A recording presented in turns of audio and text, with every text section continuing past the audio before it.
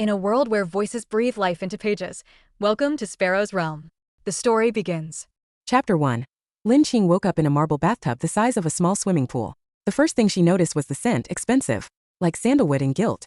The second was the silk robe clinging to her damp skin, monogrammed with cursive initials she didn't recognize. The third. She had transmigrated. Oh hell no. She sat up slowly, blinking at the glittering chandelier above her. The walls gleamed white and gold like a royal palace. Someone clearly had a thing for Versailles. Probably also cried during the crown. On the marble counter beside her lay a sleek phone, a diamond-studded compact mirror, and most concerningly, a letter. Not just any letter. A cream-colored envelope with gold trim sat on top, its script suspiciously dramatic. To Lin Qing, new owner of this body, welcome to the novel CEO Daddy's ice-cold revenge. You are now playing the role of the villainous stepmother. Your fate, as written by the author. Mistreat the adorable heir. Steal the family fortune. Get exposed, slapped, and accidentally drowned in a koi pond. Your husband, Su Minghan. Cold CEO. Emotionally constipated. Your stepson, Su Zian. 4 years old. Sad. Adorable. Doomed. You have 3 chapters to change your fate. Good luck. Try not to die, smiley face. Plot Control Committee. Lin Qing stared at the letter, then looked around the golden prison masquerading as a bathroom. I swear to God, if this is because I skipped the book club reading again. It all came back in pieces. She'd been sipping her 3rd cup of coffee, half scrolling through real estate she couldn't afford, when her phone had glitched. An app she didn't remember downloading flashed once, then twice. Congratulations. You've been selected as a supporting character. Next thing she knew. Bathtub. Silk robe. Dangerously smooth skin. And now, a literal warning from the plot gods taped to her skincare counter. Of course it's a melodrama, she muttered. Now, here she was. Silk-robed, plot-doomed, and apparently a child-abusing villain with great skin and terrible morals. Nope. No thank you. I rebuke this character arc. She climbed out of the tub and stalked to the mirror. A stunning, sharp-featured woman with killer cheekbones stared back. Her new face screamed rich, stylish, and definitely capable of bribing a headmistress. The body? Fit. The aura? Dangerous. The personality? Currently under renovation. Lin Qing rubbed her temples. Okay, let's run the checklist. Dump the husband. No way she was sticking around to romance a man described as ice-cold with trauma eyes. She dated that type in college. Twice. Never again. Raise the heir. Kid sounded cute. Tragic, probably sticky but manageable. Couldn't be worse than her cousin's chihuahua. Salted fish luxury life. Snacks, skincare, zero emotional investment. She would lounge like a rich auntie in a drama, draped in throw blankets and judgment. A knock on the door interrupted her fantasy. Madam, a voice called. Female. Nervous. Young Master Su is awake. Showtime. Lin Qing opened the door to find a maid who looked one passive-aggressive comment away from quitting. She bowed slightly, avoiding Lin Qing's eyes. He's waiting in the breakfast room. Mr. Su is not home. Perfect. Bring me coffee, Lin Qing said, channeling every bored heiress from her Netflix watchlist. And fruit. No papaya. It messes with my aura. She strutted down the hall like she owned the place. Technically, she kind of did now, heels clicking against imported marble, chin-high, brain spiraling. Downstairs, a small boy sat stiffly at the breakfast table, eating oatmeal like it was a court sentence. He wore a perfectly ironed little suit, his hair combed like a tiny investment banker. He looked up as she entered, eyes sharp, assessing. So this was Su Zian, the doomed heir, the tiny victim, the allegedly tragic cinnamon roll. He stared at her. She stared back. Then he folded his napkin with mechanical precision and said, if you're here to renegotiate my meal plan, I'm calling my lawyer. Lin Qing blinked. You have a lawyer? Not yet, he said, but I have options. She bit back a laugh. This kid didn't need saving. He needed a tax ID number and a mutual fund. Relax, she said, settling into a chair and stealing a slice of toast from his plate. I'm not here to poison your cereal or sell you to an underground orphanage. We're resetting the plot. He narrowed his eyes. What does that mean? It means I'm going off script. She pointed at his oatmeal. You want Nutella on that? His lips twitched. He was suspicious. Smart. Wary. Good. The maid returned with coffee and fruit with papaya ugh. And Lin Qing sipped the drink like it was holy water, mentally rewriting her fate. No koi pond. No dramatic slaps. No unhinged villain arc. Just her skincare routine, and a 4-year-old capitalist who might try to invoice her for emotional labor.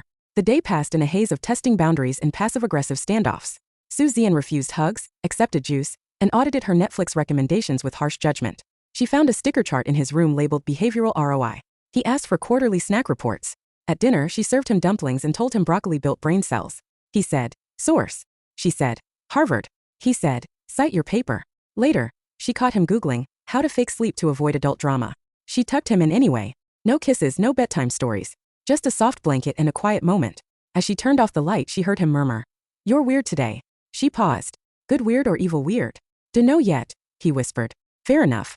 That night, Lin Qing lay in a bed bigger than her last apartment, staring at the ceiling. She had no interest in becoming a protagonist. She wouldn't fall in love with the CEO. Or weep dramatically over family secrets. She would not attend charity banquets in backless dresses to confront other scheming socialites. No, she would drink sparkling water. She would shop online. She would watch from the sidelines while the plot did its thing. But as she closed her eyes, she saw a tiny frowning face asking for invoices and leverage. Maybe me care. A little. After all, someone had to make sure the heir didn't turn into a Bond villain by age 10. Chapter 2. The next morning, Lin Qing made a critical mistake. She offered chocolate coins in exchange for broccoli. Across the breakfast table, Su Zian paused mid-chew. His tiny fingers stilled on his silver fork. His dark eyes, eerily mature for a 4-year-old, narrowed in suspicion. Are the coins edible? Lin Qing, halfway through her own croissant, nodded. Belgian chocolate. Hazelnut center. Imported. Then they depreciate in value the moment I eat them. She blinked. They're candy. Exactly, he said solemnly. Consumables. No long-term return on investment. I'd rather wait for a sale and buy the deluxe Ultraman next month. Lin Qing stared. He tapped the side of his juice cup thoughtfully. Unless you're offering equity. She almost choked on her croissant. Equity? She repeated. In your skincare fridge, he said, deadpan. Or half the naming rights to your next online shopping cart. Are you trying to negotiate a chocolate for broccoli merger? I'm not trying, he said. I'm succeeding. This boy, she realized with a mix of admiration and fear, wasn't a tragic abandoned child. He was a tiny capitalist in designer socks. His piggy bank probably had an offshore account. Forget crying in a dark corner. This kid was more likely to short emotional vulnerability and reinvest in power moves. You do realize you're 4, right? She asked. Almost 5, he corrected without missing a beat. And in fiscal years I'm practically 6. She sipped her coffee slowly, like she was bracing for battle. After breakfast, he followed her into the living room. His steps calculated, his silence loaded. Are you trying to build rapport? She asked, flopping onto the velvet couch and kicking off her fuzzy slippers. I'm auditing, he replied. Me? Yes. For threat level and snack reliability. How am I doing? Preliminary reports are inconclusive. Lin Qing tossed a pillow at him. He caught it, barely flinching, then climbed up beside her like a pint-sized stockbroker reviewing market volatility. His little hands clutched a ceramic piggy bank shaped like an armored truck. I need a loan, he said suddenly. She raised a brow. For what? Deluxe Ultraman. Limited edition. Posable. Light up eyes. Only 999 made. Sounds serious, she said. What's the collateral? He opened the piggy bank with the flair of a seasoned con artist. Inside, neat stacks of folded bills, labeled by denomination. She caught sight of color-coded post-it notes and nearly fainted. Who taught you this? She whispered. I did, he said like it was obvious. She leaned closer. Su Zian, did you teach yourself finance? He didn't look up. Also basic contract law. From YouTube. Lin Qing stared at him for a long time. You scare me, she said, not unkindly. That's a good sign, he said seriously. Fear leads to respect. Respect leads to chocolate. Later that day, she caught him drawing up a lending agreement in crayon. Article 1. No interest for friends. Article 2. Stepmothers count as probationary friends. Article 3. Default results in snack seizure. When she asked what he planned to do if the world ended and chocolate became currency, he just shrugged. Diversify assets.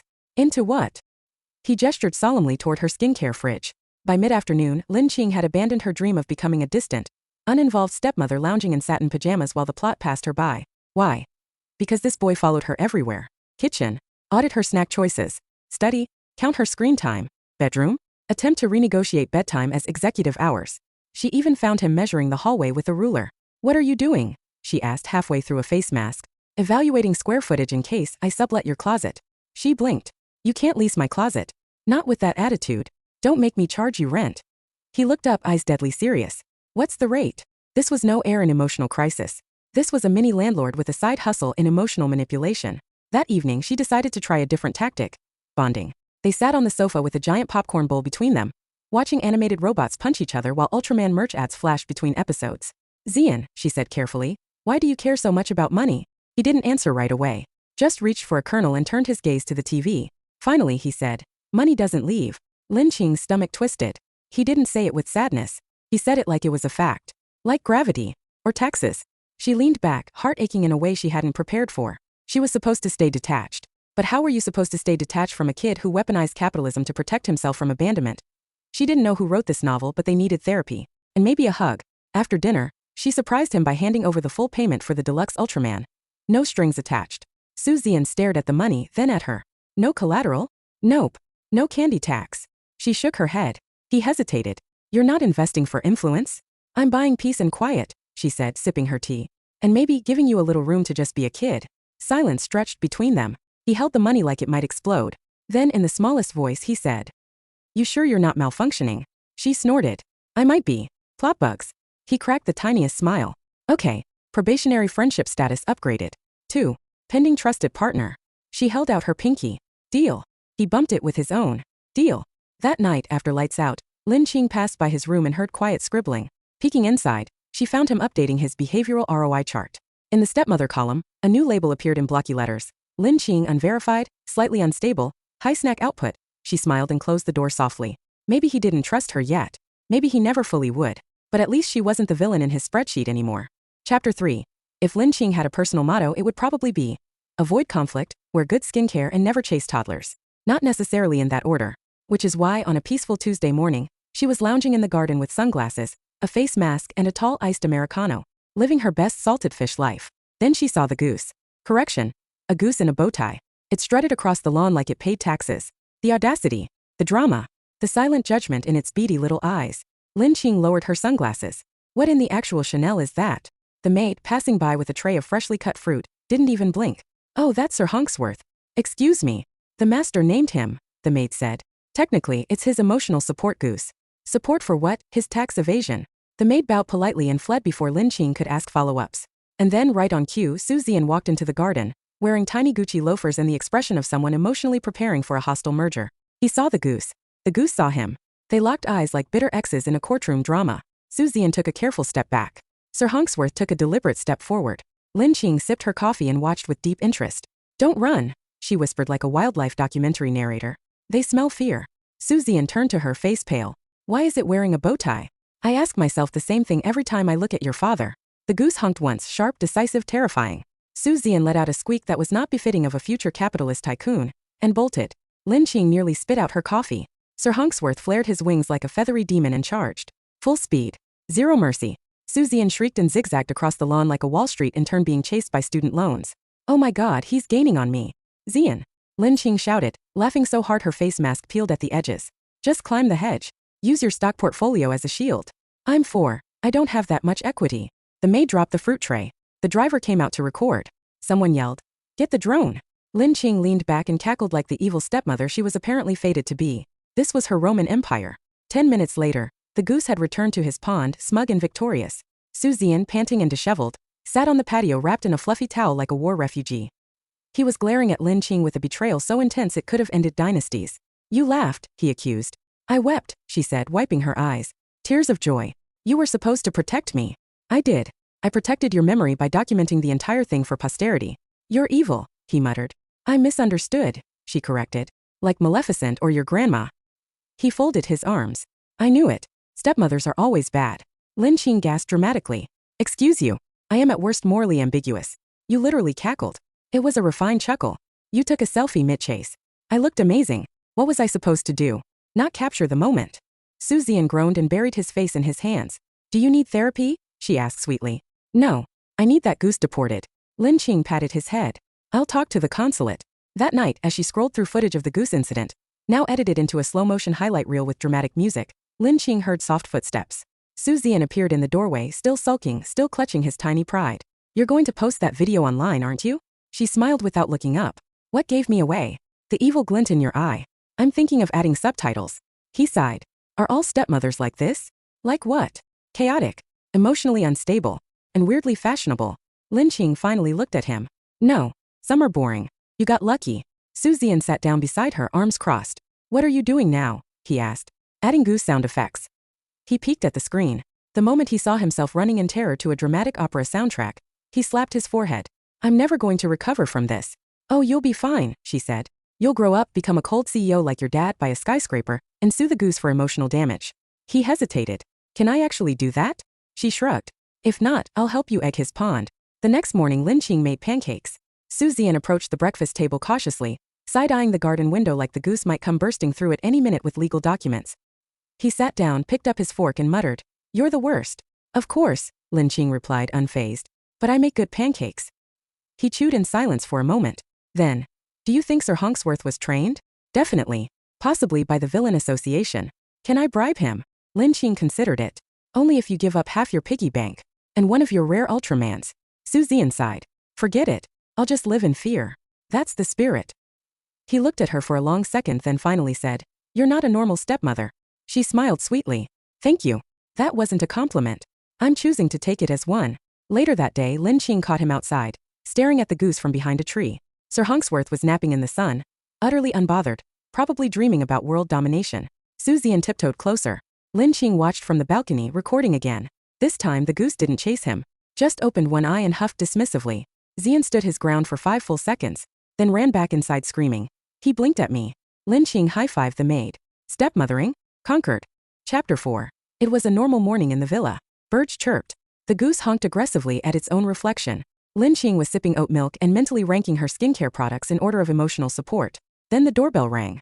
Not once, not twice, but 16 times in a row, followed by a dramatic pause, then 2 more, like some kind of rich kid Morse code. Su Zian immediately dove behind the living room couch. Lin Qing didn't even look up from her phone. "Is it tax collectors or your relatives?" "Second brother," Zian whispered, eyes wide. "He's here." "Oh no," Lin Qing said flatly. "There's a first one?" "He's not numbered by birth order," Zian explained solemnly. "He numbered himself by sheer willpower." Before Lin Qing could ask for clarification, the front door burst open like a soap opera entrance. There he was. Peixiore, 6 years old, faux leather jacket, designer sunglasses, a neon green suitcase in one hand and a glittery lunchbox in the other. He looked like a child star arriving at a court-ordered family reunion. "Hello, villa peasants," he declared. "Second brother has arrived." Lin Qing blinked. "Did he just call us peasants?" Pei Xiaowei tossed his suitcase onto the marble floor like he was checking into a hotel. "I'm staying 3 nights and no one can stop me. Mother is emotionally compromised and I refuse to sleep in a hotel without Machi." Zian groaned audibly. "Please no. Last time he got us banned from the country club. I was framed," Xiaowei said, dramatically whipping off his sunglasses. "They had cheap tile." Lin Qing watched this entire exchange with the emotional detachment of a woman who had survived retail jobs, internet drama, and goose warfare. A dramatic 6-year-old wasn't even top 5 on her threat list. "Kid," she said. "Your mom knows you're here?" "She knows I'm somewhere," Xiaowei said, already kicking his shoes off. "That counts. Also, do you have Wi-Fi? And cheese?" "Cheese." He snapped his fingers. "High protein, low drama. It balances my temperament." "Okay," Lin Qing said. "I have questions. None of them important." An hour later, the villa was in chaos. Pei Xiaowei had taken over the kitchen, rearranged the snack cabinet by color, and was currently presenting a 10-slide pitch deck titled, "Why I Should Be the Favorite Child." Su Zian, huddled on the couch with a juice box, looked like he was enduring a corporate hostage situation. "I didn't ask for this," he whispered. He brought graphs. On screen, a pie chart labeled parental investment versus cuteness RO. Lin Qing lounged on the arm of the couch, nibbling dried mango, deeply entertained. "He's got confidence. I'll give him that. He's trying to unionize the stuffed animals. Good. Maybe they'll finally start paying rent." Pei Xiaowei clicked to the next slide. "This," he announced, "is a breakdown of the emotional labor I bring to the household. You'll notice I've ranked myself at iconic." He turned to Lin Qing with a serious expression. "I demand equal ice cream distribution and unrestricted Netflix access." "I don't negotiate with children," she replied. "I am not a child. I am a brand." "Okay, Kanye." He gasped. "You know Kanye?" Lin Qing just raised an eyebrow. "I'm cooler than I look." By lunch, Xiaowei had staged a living room fashion show, declared himself executive cousin, and renamed the maid Janine, even though her name was clearly Mrs. Zhang. At one point, he tried to fire the gardener for aesthetic imbalance. "I'm not sure I can survive this weekend," Su Zian muttered, eating a carrot stick like it was prison food. He already changed the Netflix password to Second King 123. Lin Qing patted his head. "You'll live. Probably. Why do you let him run wild?" She shrugged. "Because I'm not a real parent. I'm just a stepmother who likes snacks and emotional detachment." "I think you like the chaos," he said suspiciously. "I thrive in it," she corrected. "Don't project." That evening, Xiaowei threw a fit because the koi pond lacked dramatic lighting. He demanded candles. Lin Qing gave him a flashlight. "Uncultured," he muttered, stomping off to the garden in sparkly Crocs. Su Zian leaned on the doorway, exhausted. "Do you think he's possessed?" "No. I think he's what happens when a child is raised by a PR team and 2 yoga instructors." "He's not staying forever, right?" Lin Qing handed him a popsicle. "You'll survive him." "He made me sign a contract declaring him cooler than Batman." "You broke rule 1, she said. Never sign a cousin's contract." "Can we return him?" Sadly, the return policy on drama kids expired at birth. Eventually, Pei Xiaowei was dragged out of the house by his furious mother, who shouted something about sneaking into private vehicles and meddling with inheritance shares. Xiaowei waved dramatically from the car window like a royal banished from his kingdom. "Remember me," he yelled. "Second brother shall rise again." Then he was gone. Silence returned to the villa. The goose honked once, almost respectfully. Su Zian collapsed on the sofa like a soldier home from war. Lin Qing sat beside him, handed him a snack and turned on cartoons.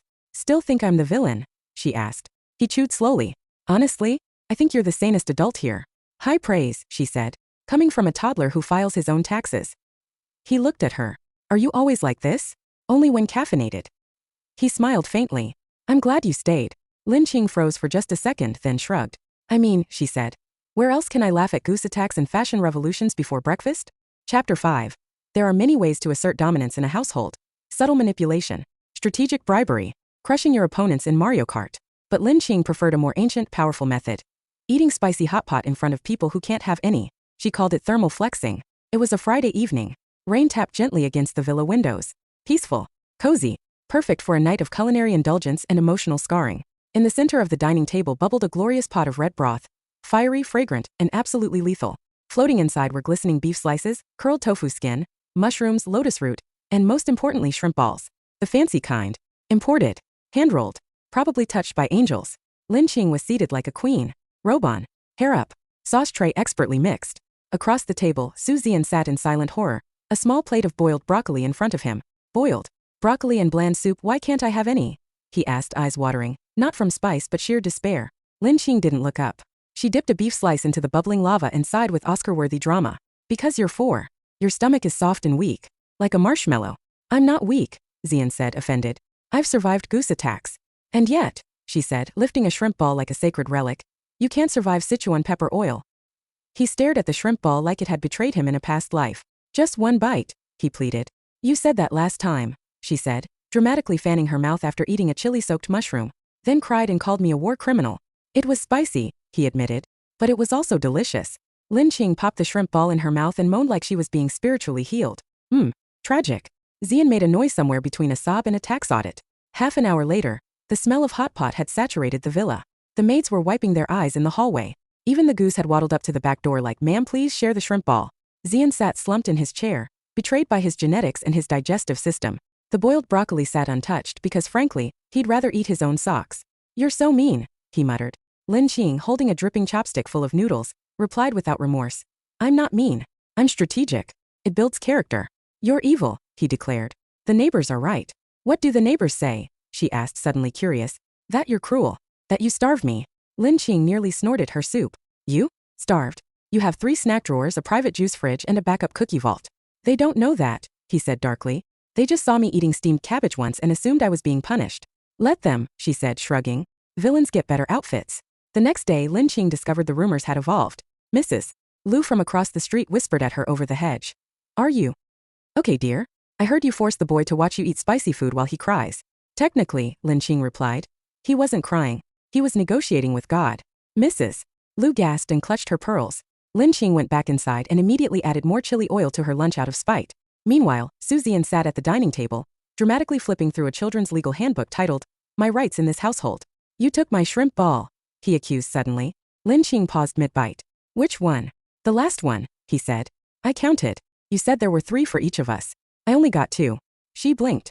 Okay, listen. Fell in my bowl. Then you ate it. I'm a victim of circumstance. You're a thief. You're dramatic. He pushed his little notebook across the table. I'm documenting everything for my memoir. Lin Qing rolled her eyes. Title it How I Survived Mild Inconvenience, the Su Zian story.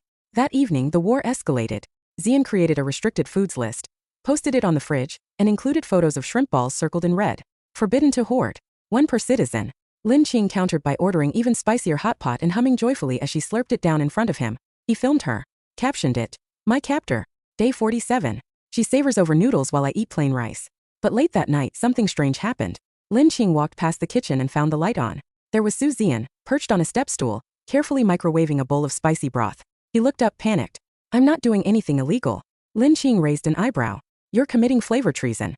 I just wanted to taste it without judgment. From who? The ghost of your intestines. He lifted the spoon dramatically. Let the spice judge me now. She crossed her arms. Okay, Fireboy. Let's see it. Zian took a bite. Chewed. Paused. And then, this is amazing. And, I see God. He's sweating. Lin Qing clapped once, impressed. You've leveled up. I'm proud of you. Does that mean I can have hot pot now? No. Why? Because now you're addicted. I'm doing this for your safety. You're evil. And you still have broccoli duty tomorrow. The next morning, a delivery truck arrived at the gate. Zian ran to the front yard, expecting toys or books. It was a hot pot spice rack with his name on it. He turned to Lin Qing slowly. You enabled me. No, it's for me, she said, sipping milk tea. He shook his head. You're not just the villain. You're the final boss. She winked. And don't you forget it. Chapter 6. Suzian had a dream. Not about ponies or dinosaurs like other 4-year-olds, no. His dream was financial independence. Passive income. A diversified portfolio by age 7. He had been saving diligently. 5 yuan from grandma, 10 from the driver who owed him a favor, 50 from a tooth fairy loophole he refused to discuss. Every coin went into his custom-designed piggy bank. A fireproof vault shaped like an Ultraman helmet. His goal. The deluxe limited edition battle mode Ultraman figure, complete with light-up eyes and 16 sound effects. He was so close. So close. And then it happened. The milk tea incident. It started innocently. Lin Qing had taken him out to a fancy plaza, the kind with fountains, overpriced candles and small dogs in strollers. She was wearing sunglasses, designer flats, and the air of someone pretending to enjoy parenting for Instagram. As they passed a trendy bubble tea shop, she stopped and stared wistfully at the menu. Oh, she sighed. They have brown sugar boba with whipped cloud milk. But I forgot my wallet. Suzian looked up from his portable abacus. So, she said dramatically, placing a hand on her forehead, I might faint from dehydration and sadness. He narrowed his eyes. You're faking. Lin Qing sniffled. Do you want to grow up with the guilt of letting your stepmother collapse in front of an artisanal tea shop? He squinted. Are you manipulating me? Emotionally? Absolutely. She turned to him with wide, glistening eyes. Please, just one boba. I'll pay you back in. Character building experience. That day, Suzian handed over 65 yuan, stared her in the eyes and said, You're on thin fiscal ice, lady. 2 days later, Lin Qing still hadn't paid him back. Instead, she was sipping the very same milk tea while lounging on the sofa, rewatching a reality show called Rich Kids Cry Too. Just checking, he said, approaching her with his ledger. Are you going to repay your boba loan with interest? Or are we heading into collections? Lin Qing glanced up. I'm sorry, I thought this household operated on love and vibes. We operate on receipts, Zian deadpanned. I gave you life lessons in return. I want cash. She sipped slowly. Tastes like betrayal with notes of tapioca. That night, the piggy bank went missing. Zian searched every corner of his room, under the bed, behind the curtains. Even in the potted plant he suspected Lin Qing watered with sparkling water. Nothing. Gone. Vanished. His Ultraman fund, 1,000 hard-earned yuan, was missing. He gasped so loudly the goose honked in alarm. Storming into the living room like a betrayed stockholder, he shouted, You stole my allowance. Lin Qing blinked. What now? My piggy bank is gone. Did you misplace it? I don't misplace financial assets. He paced like a CEO in a hostile takeover. Only one person benefits from this theft, he muttered. The woman drinking my milk tea. Lin Qing raised an eyebrow. You think I stole your Ultraman money? I think you're not above financial crimes. That's flattering, but I've been too busy plotting your handwriting practice schedule to commit embezzlement. Zian narrowed his eyes. I'm opening an investigation. The next day he distributed homemade wanted posters featuring a badly drawn piggy bank and the words, Reward, Justice and 1,000 yuan. He also accused the housekeeper, the gardener, and the goose. Lin Qing watched him tape one to the fridge and asked, Did you at least include a hotline number? Zian pointed at the bottom of the page. In crayon it read, Call EXT. 001 Zian's office, aka the laundry room, professionalism. He had it. The real shock came later that night. Lin Qing, innocently opening her email to check for sales on sheet masks, found a notification from a new bank account. Under the name Z. XU Capital Holdings, age 4.5, it had a balance of 1,000 yuan. She blinked, opened the details, and saw the transaction trail. Suzian had moved his entire Ultraman fund to a secret account. For security reasons. He hadn't been robbed. He had just preemptively hidden it from her. She stared at the screen for a full minute, stunned, then let out a low whistle. Little rat outplayed me. The next morning at breakfast, Lin Qing calmly passed him a bowl of oatmeal. Zian was in full business mode, wearing his thinking hoodie, and reading a picture book about interest rates. You opened an offshore account, she said casually. He didn't flinch. Local bank. Offshore in spirit. You faked a theft and blamed me. Prove it. You labeled the account, Anti-Stepmother Emergency Fund. He slowly raised his spoon. That's purely coincidental branding. Do I look stupid to you? He tilted his head. Depends on the lighting. Lin Qing almost respected the answer. Almost. Later she found a sticky note on her door. In bold red crayon it read, You owe me a shrimp ball and 65 yuan. Interest compounds daily. Sincerely, your tiny CFO. Underneath a second note added, Also stop touching my cookies. I count them. She posted her reply under it. Dear Van, I'm selling your bed on Facebook Marketplace. Love, your fave stepmom. By the weekend, the war had escalated to silent snacks, locked piggy banks, and passive-aggressive budget spreadsheets. But one evening, after watching a cartoon where the main character lost their robot toy, Zian crawled into Lin Qing's room, plopped onto her bed and said, I forgive you for the milk tea thing. She didn't look up from her magazine. What about the shrimp ball? That was war. Fair. A pause. Also, he mumbled, If I go missing, the goose probably did it. But check the bank statements just in case. Lin Qing smirked. Duly noted, CFO. Chapter 7. Lin Qing had 3 rules for surviving transmigration into a melodramatic novel. 1. Avoid the main plot. 2. Maintain flawless skin. 3. Divorce the male lead before the angsty flashbacks begin. Which is why, on a Tuesday afternoon, she found herself standing in the massive home office of her legally bound husband, Su Minghan, armed with divorce papers, a pen, and a very polite smile. Sign here, she said sweetly. I promise not to take the villa. Just the skincare fridge. Su Minghan looked up from his desk like she just handed him a sandwich made of glass. You want a divorce? No, Lin Qing said. I need a divorce. He blinked once. Slowly, like an Excel sheet buffering. Was there a specific reason? Lin Qing flipped dramatically through the papers. Let's see. We don't love each other, we don't talk, and you look at me like I'm a suspicious tax claim. That's just my face. I've seen your face, she said. This is your emotionally constipated face. I thought we were getting along better lately. You mistook my apathy for affection. He leaned back in his leather chair, calm as ever, except for the slight tightening of his jaw. And Zian. I'll still be his emotional support criminal, she said. We have a system. Su Minghan looked at the divorce papers, then at her, then set them down and said, let's talk after dinner. Dinner was steak. Medium rare. With candles. And jazz music. Lin Qing stabbed a cherry tomato with deep suspicion. Is this a bribe? Su Minghan sipped his wine. I'm just feeding my wife. Is this a guilt dinner? It's Wagyu. She stared at him. You're trying to romance me out of a legal separation. He gave her a look. Subtle. Calculated. Dangerously charming. Lin Qing was deeply offended by how effective it was. After dinner, she found him in the garden. Jacket off, sleeves rolled, tending to the koi pond like some kind of moody calendar model. I didn't peg you as the pond type, she said. He didn't look up. It's calming. To the fish. To me. She sat down on the bench next to him, watching him toss in a handful of feed. Are you ignoring the divorce papers or just pretending they don't exist? I'm choosing to delay unnecessary drama, he said calmly. You seem happy here. I'm happy because I'm not involved in the plot, she said. You are the plot. He looked at her, then stopped trying to leave it. The next morning, Lin Qing tried a new tactic. Avoid him entirely. She dodged the breakfast table, hid behind curtains, and even faked a call from Dr. Feng the dermatologist to escape lunch. Su Minghan didn't chase her, which was worse because now she was paranoid. I think he's plotting something, she whispered to Su Zian that evening. Like what? I don't know. A surprise emotional confrontation. A slow burn monologue. A forehead kiss. Zian narrowed his eyes. Is this about feelings again? Yes, and I refuse to participate. He patted her arm solemnly. I'll build you an escape tunnel. Unfortunately, the escape tunnel did not arrive in time for Thursday date night. Date night, as it turned out, was a tradition she had never agreed to, never asked for, and could not escape, because Su Minghan was already waiting at the front door in a suit so crisp it had to be personally ironed by regrets and broken promises. Are you kidnapping me? She asked. He held out a coat for her.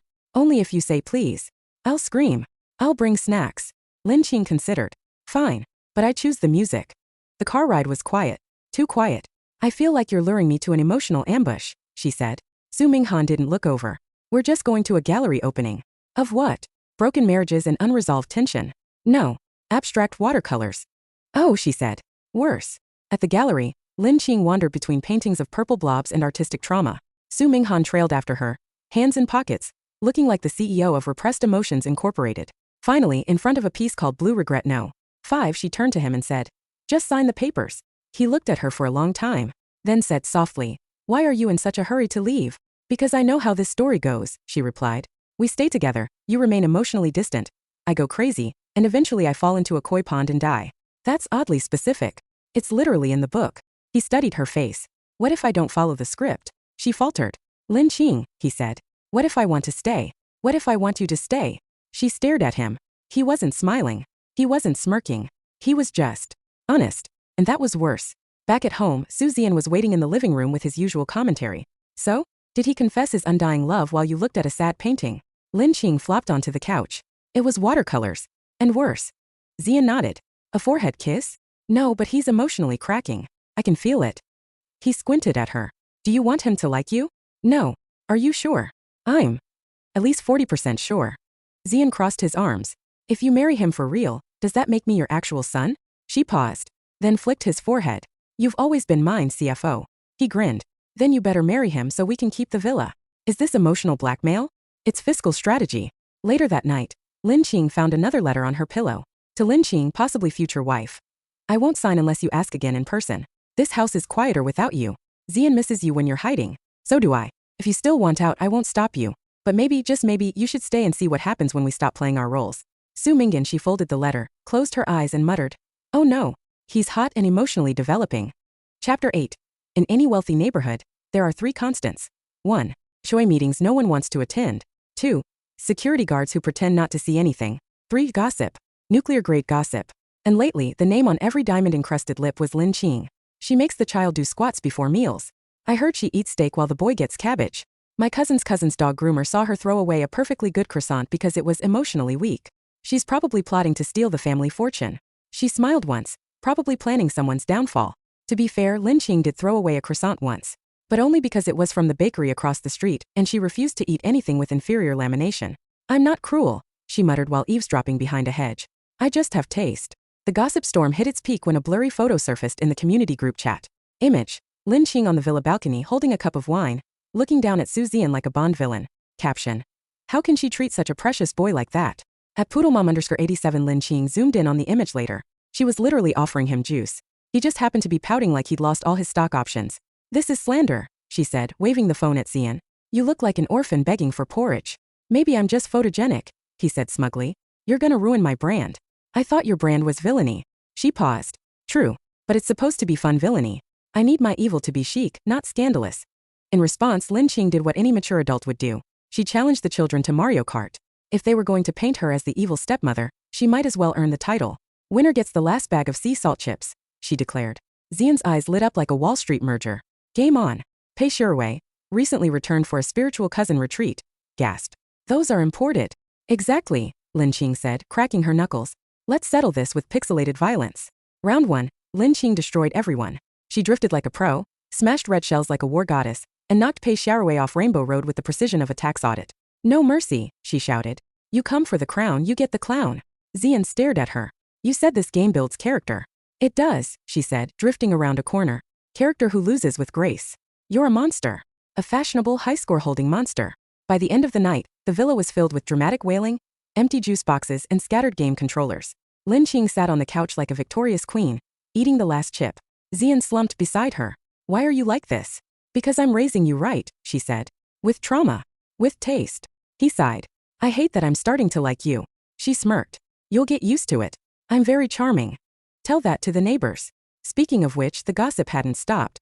Now there were whispers that she ruled the children like a dictator, forced them to clean grout with toothbrushes, and was building an evil child army. "Okay, the last one's kind of cool," Lin Qing admitted, scrolling through the HOA forum. "I'd watch that drama." Su Minghan looked up from his laptop. "Do you want me to say something?" "Yes," she said. "Tell them I eat children for breakfast and decorate with their tears." He stared at her. "I'm kidding," she added. "Mostly." Then came the real blow. Mrs. Huang, a woman with 3 Pomeranians and 0 chill, posted in the group chat. "That woman doesn't even hug her stepson. He looks so lonely." Lin Qing almost dropped her milk tea. "What does she mean I don't hug you?" she demanded. Zian looked up from his coloring book. "I mean, you don't. I tolerate you with affection. That counts." He shrugged. "You high-five me after I vacuum. That's bonding. You fluffed my pillow once." "Exactly. Soft power." That night Lin Qing lay awake, stewing in neighborhood injustice. Hugless. Her. She tucked him in. She threatened his bullies. She let him live despite stealing her shrimp ball. Clearly, something had to be done. So the next day, she put on her best silk robe, made a tray of snacks, and held an impromptu villa-wide press conference. Really, she just invited 3 kids and the goose, but it felt like a press conference. She stood dramatically by the marble fireplace. "Children of this household, I have been accused of being cold, cruel, snack hoarding. I object mostly." Chun Lulu, age 5 and always sticky, raised a hand. "You did steal my lollipop." "Allegedly," Lin Qing said. "I'm innocent until proven sweet." Pei Hao, age 6 and armed with a plastic sword, stepped forward. "What is your plan, evil auntie?" "I'm not evil," Lin Qing said. "I'm strategically misunderstood." She handed Zian a juice pouch with a flourish. He stared at it, then at her. "What's the catch?" "No catch. Just tell the neighbors I hugged you." "You've never hugged me." She patted his head. "Close enough." By the end of the day, things had shifted. Zian didn't say anything to the neighbors, but he did post a photo of them playing Mario Kart with the caption, "Maybe she's not evil, just badly behaved." Lin Qing saw it, pretended not to care, ate 2 celebratory macarons in secret. Later that evening, she and Zian sat on the balcony. He was counting coins. She was filing her nails. "You know," he said casually, "the neighbors still think you're a villain." She shrugged. "I am a villain. But like our villain." She looked over. He wasn't smiling. He wasn't teasing. He was just looking at her like he saw something good. Lin Qing sipped her tea. You'll get over it. Nope, he said. I'm keeping you. She rolled her eyes, but didn't argue. Chapter 9. It started with a whisper. Then a crayon-written declaration of war slid under Lin Qing's bedroom door at 6:47 a.m. To the evil stepmother, you are mean. You stole our snacks. You make us do math. We, the Cousin Alliance, demand candy reparations, unlimited Netflix, no bedtime or else. Signed General Pei Sharwei, Commander of Chaos, age 6, co-signer. CFO Suzian, Child Capitalist, age 4. 5, Advisor. Chun Lulu, Snack Enthusiast, age 5, Sword Support. Pei Hao, Tactical Genius with Foam Weapon, age 6 3/4. Lin Qing blinked at the paper, then at the bag of shrimp chips she'd hidden behind her headboard. Well, she muttered. They finally unionized. 10 minutes later, the living room had become a war zone. Suzian stood on the couch in his business hoodie, arms crossed. Your reign of terror ends now. Pei Sharwei marched in wearing a cape made of pillowcases. Surrender the Wi-Fi or face my wrath. Chun Lulu was already attempting to pry open the snack cabinet with a plastic spatula. And Pei Hao had drawn battle plans on the back of Lin Qing's Amazon delivery. You labeled me as evil dragon ant? She asked, holding it up. Hao adjusted his cardboard helmet. It's symbolic. You spelled dragon with a J. Artistic license. Lin Qing, to her credit, took a long sip of coffee and calmly placed her mug down. Then she stood and said, Children, sit down. They did not. Instead, Pei Sharwei blew a whistle. Chun Lulu screamed snack justice and sprinted at the cabinet. Lin Qing blocked her with one arm. I have raised a monster, she muttered. Suzian narrowed his eyes. You created this. You banned candy before 10 a.m. You made us eat broccoli. I'm sorry that I care about your internal organs. Care less. 10 minutes into the battle, the children had claimed the dining table as their base, built a fort out of sofa cushions, and changed the smart TV password to Noanti123. Lin Qing watched them with the weary patience of someone who'd once worked retail during Black Friday. I have Wi-Fi. I have snacks. I have cold logic, she said, walking toward them slowly. You have sugar highs and delusions of revolution. We have leverage, said Suzian, holding up her limited edition sheet mask set. She gasped. You wouldn't. He held a crayon to it like a knife. Enter. Negotiations. Lin Qing pulled a chair to the edge of the fort. Let's be civil. I offer a peace treaty. 1 episode of Power Robot Squad, 1 snack each, and bedtime delayed by 15 minutes. Chun Lulu pouted. We want cake. Too early. Cookies. No. Crackers with icing. You mean sugar? Yes. Suzian crossed his arms. We want unconditional surrender. Fine, Lin Qing said, standing. No more treaties. I'm going full psychological warfare. Phase 1, bribery of the weakest link. Lin Qing cornered Pei Hao in the hallway with a freshly opened bottle of fizzy soda and said, Do you want to be the only one with bubbles? He blinked. That's manipulation. That's soda. He cracked in 10 seconds. Okay, but don't tell the others, he whispered, sipping it like forbidden wine. Your secret is safe with me, Commander. Phase 2, tech blackout. Lin Qing calmly walked to the router, yanked the plug, and watched chaos bloom like a volcano made of children. New. Suzian howled. That's a Geneva Convention violation. Welcome to real war, she said coldly. No cartoons. No Wi-Fi. Just consequences. Chun Lulu started crying. I don't even know how to live like this. You're 5. You lived in the pre-Wi-Fi era last year. Phase 3, divide and conquer. Lin Qing made pancakes. Thick, golden, slightly crispy at the edges. With chocolate chips. And smiley faces. She didn't call the kids. Just let the smell do the work. They cracked one by one. Pei Sharwei tried to hold firm. We will not sniff, we will not betray the cause, sniff sniff. Oh God, is that syrup? 5 minutes later, the alliance sat at the table in defeated silence. Mouths full, eyes full of regret and sugar. Lin Qing placed the syrup bottle in the center like a peace offering. You tried to rebel, she said. I respect the effort. But this house runs on one rule. What rule? Xian mumbled around a mouthful of pancake. She leaned in. I always win. Later that afternoon, the house returned to normal. Sort of. The fort remained now declared a neutral zone. The snack cabinet was locked again. And the smart TV password was changed back to something only Lin Qing knew. Probably nice try Xian 88. Xian sulked on the couch. You blackmailed us. You started a coup. You emotionally manipulated us with pancakes. That's parenting. He flopped dramatically onto a pillow. You're a tyrant. She handed him a juice pouch. But you're tyrant. He poked the straw in with a sigh. Fine. That evening, Su Minghan returned from work to find the children peeling grapes and Lin Qing lounging on the sofa like an empress. Did something happen? He asked. They tried to overthrow me, Lin Qing said. What? There was a sword and a crayon manifesto. But don't worry, I crushed them with logic and glucose. Xian groaned. She psychologically shattered us. I negotiated peace through snacks. Su Minghan raised a brow. And they're serving you grapes now? Lin Qing popped one into her mouth. They've accepted who's in charge. Chun Lulu nodded solemnly. We were weak. She had waffles. Just before bedtime, Xian lingered in her doorway. Hey. Lin Qing looked up from her tablet. If this is a bribe for extra screen time, the answer is no. No, he paused. Thanks for not getting mad. She blinked. You declared war on me. Yeah, but, he scratched his head. You didn't yell. You didn't scream. You just beat us with strategy. And pancakes. She smirked. Next time, bring a better plan. He hesitated. Are you always gonna be like this? Evil? No. Ours. She was quiet for a moment. Then she patted the bed. Xian crawled in, curled up next to her like a small, financially inclined puppy, and sighed. I still want candy. Dream of it. Chapter 10. It was a sunny Saturday. Birds chirped. The sky was blue. The air was crisp. And Lin Qing wanted to commit murder. Specifically, whoever had booked a family day trip to a theme park at 9 a.m. Spoiler, it was not her. Why are we even doing this? She grumbled, clutching her iced coffee like a life preserver. For bonding, Su Minghan said smoothly, tightening Xian's sun hat. For chaos, muttered Lin Qing, glaring at the group of children gathered like tiny agents of destruction. Chen Lulu was already sticky. Pei Hao carried his foam sword like a weapon of mass inconvenience. Pei Xiaorui had brought war paint. And Su Xian had the gleam of someone who intended to financially exploit at least 3 carnival games. This is a trap, Lin Qing whispered. I can feel it. Somewhere a clown is waiting for me. The first ride they attempted was the spinning teacups. Lin Qing, fool that she was, got in one. By the 3rd rotation, her soul had left her body. By the 5th, she was praying for a peaceful death. Xian, meanwhile, was laughing like a small demon beside her, spinning the cup faster with the manic glee of a tax auditor on bonus day. I raised you, she wheezed. Why are you doing this to me? You stole my shrimp ball, he shouted over the music. It was one time. Justice is forever. After crawling off the ride like a dying Victorian widow, Lin Qing tried to reclaim her dignity with a hot dog and a dramatic sun hat. Unfortunately, that dignity was short-lived because the next stop was the claw machine zone, the battlefield of broken dreams. Su Xian pointed dramatically at one machine. That one has the limited edition Galactic Ultraman. Lin Qing squinted.